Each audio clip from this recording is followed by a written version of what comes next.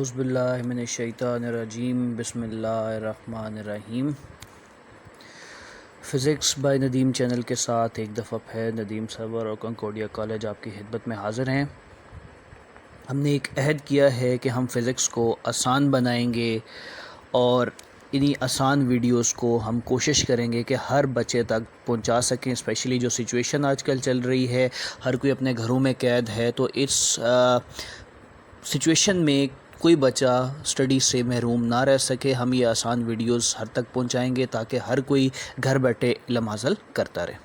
तो काइंडली हमें सपोर्ट कीजिएगा हमारे इस कॉज़ में। हमारे चैनल को लाइक, शेयर और सब्सक्राइब ज़रूर कीजिएगा और स्पेशली स्टूडेंट्स तक क्लास में भेजिएगा ताकि कोई स्टूडेंट जो है वो रह ना जाए।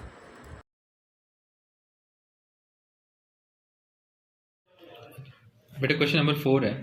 उसकी स्टेटमेंट ये थी कि अगर हम एक फिलामेंट को ऑन करते हैं और हमें पता है कि ड्रिफ्ट स्पीड वो हमारे पास 10⁻⁵ मीटर पर सेकंड है। ये इतनी कम स्पीड है, लेकिन जो ही मैं स्विच क्लोज करता हूँ साथ ही फिलामेंट ऑन हो जाता है। इसकी रीज़न क्या है? बेटा सबसे पहले अगर आप इस सर्किट को अगर मैं देखता हूँ कि अगर मैं बैटरी कनेक्ट करता हूँ तो as soon as potential difference is applied across the terminal of the filament, साथ ही इलेक्ट्रिक फील्ड इस्टेब्लिश हो जाएगी। और बेटा आपको पता है कि इलेक्ट्रिक फील्ड हो या मैग्नेटिक फील्ड हो, ये बेसिकली दोनों मिलकर इलेक्ट्रोमैग्नेटिक वेव्स बनाते हैं और दोनों की स्पीड ऑफ लाइट के इक्वल है। So when we apply potential difference across a wire, the electric field E will be established. It is propagated with the speed of light. So the electron everywhere in the wire began drifting at once.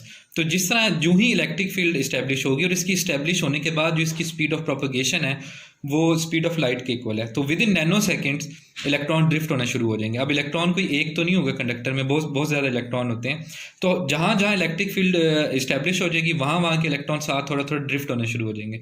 इस तरह filament on हो जाएगा। Thank you. बेटा question number 2 भी assignment 2 से है कि why semiconductor has negative temperature coefficient. अच्छा, temperature coefficient is denoted by alpha और ये गिवन मटेरियल के लिए कांस्टेंट रहता है। ये प्रूफ हम कर चुके हैं इसका। अब ये अल्फा पॉजिटिव भी हो सकता है, नेगेटिव भी हो सकता है, डिपेंड करता है इन दो वैल्यूज़ के ऊपर। अगर आपकी रेजिस्टेंस बढ़ रही है डेफिनेटली ये टर्म पॉजिटिव होगी, अगर टेम्परेचर बढ़ाने से रेजिस्टेंस कम हो रही है तो ये टर्म नेगेटिव हो जाएगी। तो दोनों केसेस डिस्कस किए हुए हैं। This is positive for those material whose resistance is increases with the increase in temperature. For example आप मेटल की एग्जांपल ले लें या फिलामेंट की एग्जांपल ले लें। फिलामेंट के केस के अंदर भी यही होता है कि जब उसमें से करंट पास करता है आफ्टर सम टाइम उसका टेम्परेचर बढ़ रहा होता है, टेम्परेचर बढ़ने से रेजिस्टेंस इंक्रीज होने लग जाती है। It is specifically for the case of a semi conductor material. ये हमने डिटेल में उस चैप्टर में भी हमने 17 में भी पढ़ा है कि टेम्परेचर बढ़ाने से इनकी रेजिस्टिविटी कम हो जाती है, होल पेयर जनरेट होना, इलेक्ट्रॉन होल पेयर जनरेट होना शुरू हो जाते हैं, जिसकी वजह से रेजिस्टिविटी कम और कंडक्टिविटी ज़्यादा हो जाती है। So in case of semiconductor material their resistance decreases with increase in temperature. अब रेजिस्टेंस की वैल्यू डिक्रीज होगी, ये तो R0 0 डिग्री सेंटीग्रेड पे, अगर रेजिस्टेंस की वैल्यू डिक्रीज होने लग जाए तो ये वैल्यू नेगेटिव आ गई। तो ये बेटा इसका आंसर है कि it is in the case of a semiconductor. Reason मैंने आपको समझा दिया। शुक्रिया। अस्सलाम वालेकुम बेटा। क्वेश्चन नंबर 3 है, ये भी चैप्टर 2 से है, असाइनमेंट 2 से है कि all conducting materials are not ohmic. Ohmic और कंडक्टिव मटेरियल में एक डिफरेंस है बेटा कि ओम लॉ को जो फॉलो करेंगे वो आपने कहेंगे जी वो ओमिक कंडक्टिंग है मटेरियल्स हैं, और जो वो कंडक्टर जो ओम लॉ को फॉलो नहीं कर रहे वो नॉन ओमिक हो गए। अब इसका एक बड़ा सिंपल सा तरीका है ओम लॉ को देखने का। अगर मैं किसी भी मटेरियल के करंट और वोल्टेज के अक्रॉस अगर मैं एक ग्राफ ड्रा करता हूँ, if this is a straight line it's mean that it's slope will be a constant. अगर स्लोप कांस्टेंट होगी तो वो ओमिक है, अगर वो कांस्टेंट नहीं होती तो वो नॉन ओमिक है। ये मोर स्पेसिफिकली कुछ मेटल के केस में हमें स्ट्रेट लाइन मिल जाती है तो वो ओमिक होती हैं। अच्छा, मेटल्स के अलावा भी मटेरियल्स ऐसे हैं जो कि कंडक्टर हैं। फॉर एग्जांपल फिलामेंट है बेटा, फिलामेंट का ग्राफ आप देख रहे हैं, इसकी एक कर्व बन रही है। अब अगर मैं टेंजेंट ड्रा करता हूँ तो हर पॉइंट पे डिफरेंट टेंजेंट आ रहा है, इसका मतलब है कि इसकी स्लोप चेंज हो रही है। Same is the case for thermistor and same is the case of a semiconductor. ये सारे ही हमारे पास कंडक्टर हैं, लेकिन ओमिक सिर्फ ये है, और ये ओमिक इसलिए है कि इसमें आई और वी के दरमियान में जो ग्राफ बन रहा है उसकी स्लोप कॉन्स्टेंट है। तो हम ओमिक नॉन ओमिक को डिसाइड करेंगे टेन थीटा, या आप कह सकते हैं आई वी ग्राफ की स्लोप के ऊपर। If that is constant it is ohmic, in other cases it is non ohmic. Thank you. अस्सलाम वालेकुम बेटा। बिस्मिल्लाहिर्रहमानिर्रहीम। आज जो हमारा टॉपिक है उसमें 3 क्वेश्चन कवर हो रहे हैं कि why potential meter is better than volt meter. इन दोनों का कंपैरिजन है और advantages of the potential meter over voltmeter. बेटा सबसे पहले पोटेंशियल मीटर के बारे में आपको पता है कि it is a device which is use to measure the voltage across any component in the circuit. Potentiometer की वर्किंग में एक चीज़ ये है कि इसकी एक्यूरेट मेजरमेंट इसलिए है कि ये सर्किट में से कोई current, it does not draw any current from the circuit because it work on the null condition. ये हमने एक्सपेरिमेंट जब परफॉर्म किया था पोटेंशियोमीटर वाला, उसमें ये था कि अननोन सेल की ईएमएफ जब फाइंड की थी तो गैल्वेनोमीटर कनेक्टेड था। गैल्वेनोमीटर ने जब जीरो डिफ्लेक्शन शो किया तब हमने रीडिंग्स ली थी। तो ये पोटेंशियोमीटर का मेन एडवांटेज है अवर वोल्ट मीटर, इसीलिए पोटेंशियोमीटर की जो रीडिंग है वो एक्यूरेट और एक्चुअल है। ऑन द अदर साइड जो वोल्ट मीटर है, वोल्ट मीटर आप यूज़ करते हैं किसी भी कंपोनेंट के अक्रॉस पैरेलल में, और वोल्ट मीटर क्या करता है कि जिस कंपोनेंट के अक्रॉस आप इसे यूज़ कर रहे हैं ये उस कंपोनेंट का कुछ करंट अपनी डिफ्लेक्शन के लिए ड्रॉ कर देता है, जिसकी वजह से इसकी जो रीडिंग आ रही होगी ना वो एक्चुअल ईएमएफ या एक्चुअल पोटेंशियल डिफरेंस से हमेशा लेस आ रही होगी। दूसरा ये बेटा कि पोटेंशियोमीटर की जो रेजिस्टेंस है वो इनफाइनाइट है। इनफाइनाइट इसलिए है कि it work on the null condition as current drawn is zero, therefore we can say that it has high infinite resistance. On the other hand volt meter की जो रेजिस्टेंस है वो फाइनाइट है क्योंकि it draw some current from the circuit. Potentiometer is more sensitive than volt meter. अब ये इनका working आ गया कि potentiometer work on the zero deflection method while volt metre work on the deflection method of the galvanometer. Thank you. बेटा second question है कि effect of temperature on resistance for metal.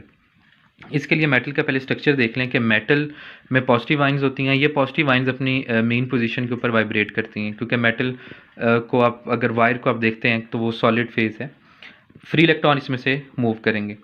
अच्छा, जब हम इसके साथ बैटरी कनेक्ट करेंगे तो इलेक्ट्रॉन्स की ड्रिफ्ट वेलोसिटी होगी। अब ड्रिफ्ट वेलोसिटी की वजह से ये क्लोज पाथ के अंदर मूव करेगा और करंट कॉन्स्टिट्यूट करेगा। ड्यूरिंग देयर मोशन ये इलेक्ट्रॉन इन वाइब्रेशन जो एटम्स वाइब्रेट हो रहे हैं या पॉजिटिव आइंस जो वाइब्रेट हो रहे हैं ये इलेक्ट्रॉन इनके साथ कोलाइड करेंगे। During their collision they transfer some of their energy to these vibrating ions. अच्छा, इनके पास जब एनर्जी आएगी तो इनकी जो वाइब्रेशन है उसका एम्पलीट्यूड बढ़ जाएगा। तो वाइब्रेशन का एम्पलीट्यूड बढ़ने से they will offer the bigger target to the coming electrons.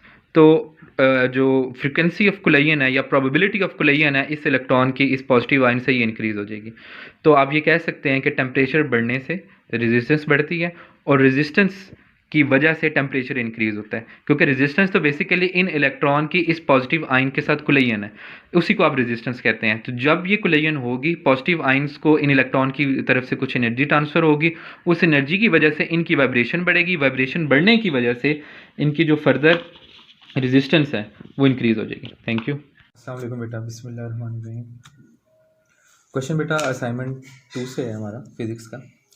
If a wire of a resistance R is stretched and its length increases and radius becomes R/2, what will be the effect on resistance.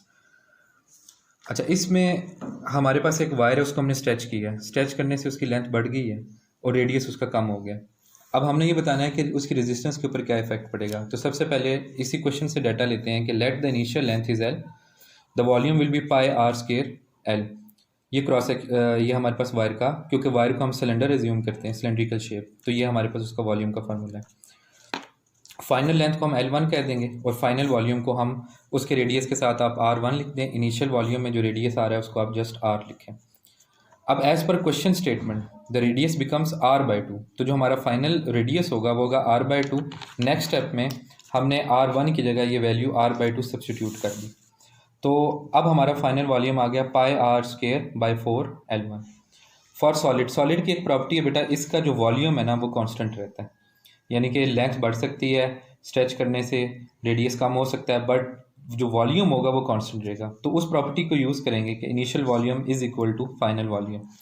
बेटा initial volume यहाँ पे हमने लिखा हुआ है πr² L और final volume हमने लिखा हुआ है πr²/4 L1। ये हमने सब्सटीट्यूट कर दिया यहाँ पे, ये दोनों टर्म्स कैंसिल आउट हो गई, क्रॉस मल्टीप्लाई कर दिया तो ये L1 की वैल्यू आ गई। अब यहाँ से हमें ये भी पता लग गया कि रेडियस हाफ होने से जो लेंथ है, जो न्यू लेंथ आएगी, फाइनल लेंथ होगी, वो इनिशियल लेंथ के 4 टाइम्स होगी।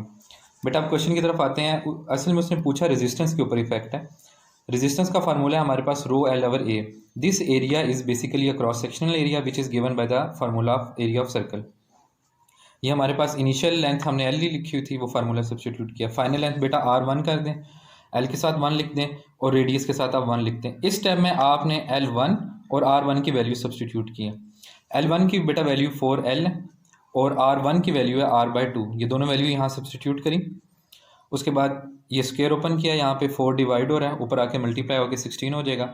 इसको अगर हम एक्सप्रेशन को देखें, ये हमारी आर बन रही है। तो the new resistance will be the 16 time the resistance of the wire if we stretch the wire and its radius become r/2। आपको हमारी वीडियो जो है वो पसंद आई होगी। अगर पसंद आई तो इसको लाइक ज़रूर कीजिएगा, सब्सक्राइब ज़रूर कीजिएगा और ये सारी वीडियोस जो है वो आगे कंटिन्यूसली अपने दोस्तों तक लाजमी पहुंचाएं ताकि उनको भी कोई ना कोई बेनिफिट लाजमी हासिल होता रहे और वो घर बैठे जो है वो नॉलेज से महरूम ना रहें। इसी के साथ जो है वो वीडियो का इख्तिताम की तरफ लेके चलते हैं। उम्मीद करते हैं आपको सारी समझ में आ गई होगी। नेक्स्ट वीडियो तक के लिए अल्लाह हाफ़िज़।